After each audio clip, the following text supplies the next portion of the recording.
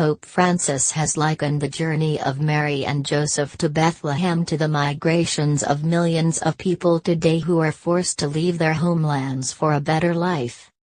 During the Christmas Eve Vigil Mass in the Vatican, the Pope told the faithful that the simple story of Jesus' birth in a manger changed our history forever.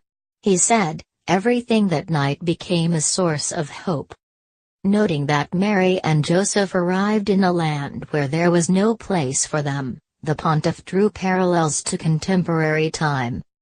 So many other footsteps are hidden in the footsteps of Joseph and Mary, he said in his homily. We see the tracks of entire families forced to set out in our own day. We see the tracks of millions of persons who do not choose to go away but, driven from their land, leave behind their dear ones. In many cases this departure is filled with hope for the future, yet for many this departure can only have one name, survival, the Pope said. Referring to the King of Judea who was depicted as a tyrant in the New Testament, Francis continued, saying some migrants are surviving the Herods of today, who, to impose their power and increase their wealth, see no problem in shedding innocent blood. Francis has made concern for economic migrants, war refugees and others on society's margins a central plank of his papacy.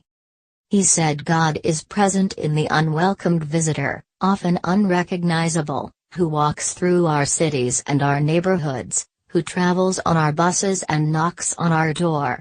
That perception of God should develop into new forms of relationship, in which none have to feel that there is no room for them on this earth, he said.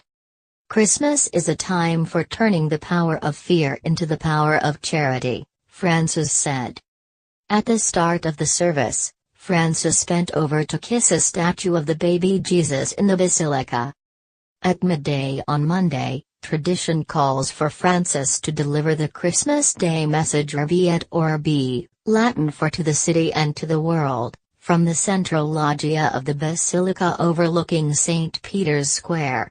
The speech often is a review of the world events and conflicts,